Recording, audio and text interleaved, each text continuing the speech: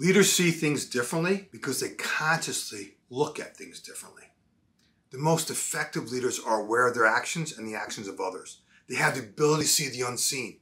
Today, I'm going to explain how they activate this skill.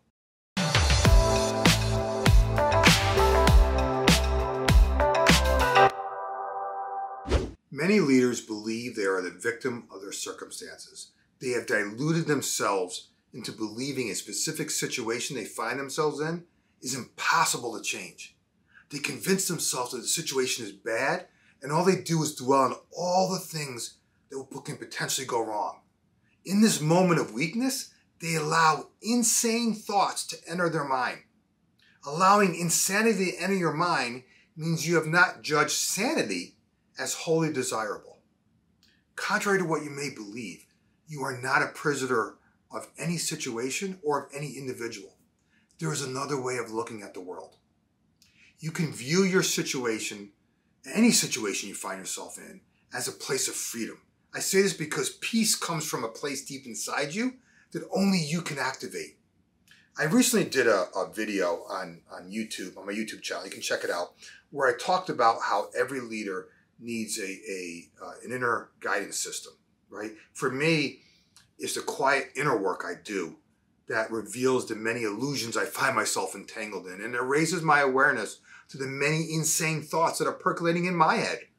And then if I'm not careful about listening to these thoughts, I can easily become tempted to believe them. It's the same inner work that helps me to change my perception.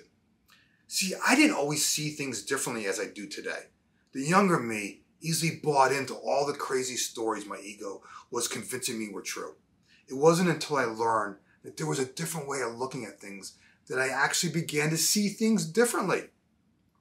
Leaders see things differently because they consciously, underscore, highlight, and bold, consciously look at things differently. The most effective leaders are aware of their actions and the actions of others. They have the ability to see the unseen. Why is that important? Because that ability helps them to navigate daily challenges with a level of ease and grace. See, some leaders are afraid of taking a risk out of fear that they're going to make some mistake. Effective leaders think differently. They see mistakes or setbacks as an investment in learning. They know that occasional failures are inevitable. That doesn't mean they like failing. Quite the opposite. In fact, they hate it.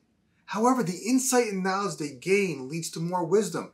Wisdom they actually leverage for future decisions and challenging encounters. Some leaders are so self-absorbed in their own actions that they become blinded by the successes and failures that others make. Effective leaders think differently. They're students of the game. They actively learn from others. Their awareness serves as additional learning tools. In fact, they spend a great amount of time trying to understand success and failure and what causes it.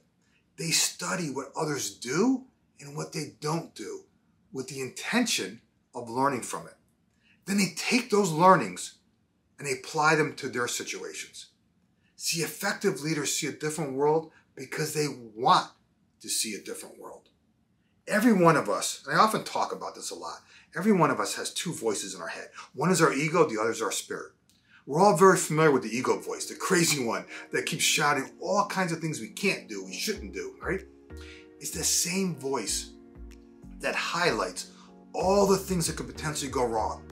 The spirit voice, on the other hand, sits quietly, almost like a grandparent, waiting for you to stop your temper tantrum, to offer you some sage advice. We as leaders, we need to recognize both these voices and learn how to decipher them because they are our inner guidance system. The question becomes this: which one will you listen to? Which one will you allow yourself to be guided by? See, the ego voice is an expert only in confusion. It doesn't understand anything else. As a teacher then, the ego is totally confused and confusing. Even if you could disregard your spirit voice entirely, which I think is impossible, but even if you could, right, you could still learn nothing from the ego because the ego knows nothing. Is there any possible reason we would choose a teacher such as the ego? I mean, is this a teacher a leader should turn to for guidance? Personally, the ego has never given me any sensible answer to anything. I have to continually remind myself, even to this day, on the grounds of my own experience with teaching, that the ego's senseless talk track is enough to disqualify it as my teacher. See, knowledge is not the motivation for learning. Peace is. Learning, in my opinion, should be joyful because it leads you along a natural path that facilitates the development of what you are.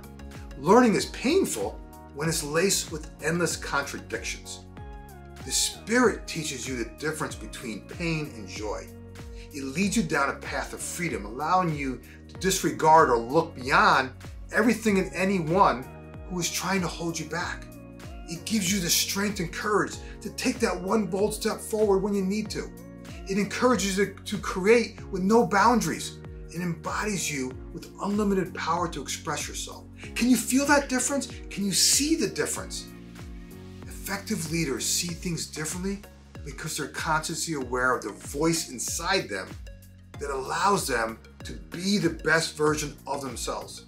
The voice that gives them the freedom to reach beyond any self-limiting belief and show up as a leader they aspire to be. If you want to go deeper on this topic, I invite you to get a copy of my book, Freedom to Experiment: How to Ignite a New Level of Energy, Focus, Momentum in yourself and your team. I say that because I dedicate a whole chapter to building your leadership awareness muscle, which is, in my opinion, the foundation of leadership.